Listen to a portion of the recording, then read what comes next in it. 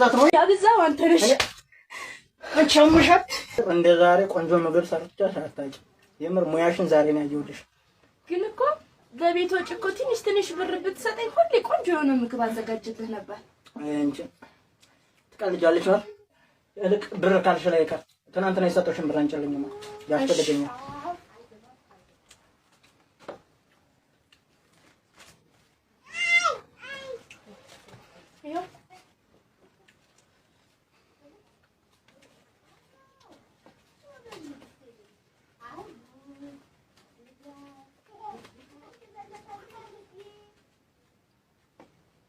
እኔ ምንሽ አንድ ሺው ብርስ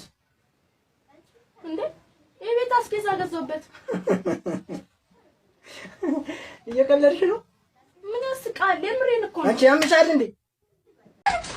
ትወጪኛለሽ ቆይ የሚያል ምን በበድልሽ እኔ አልተተሽ ምትጂ ምን በድየሽ እባክሽ እንግዲህ አስተካክላለሁ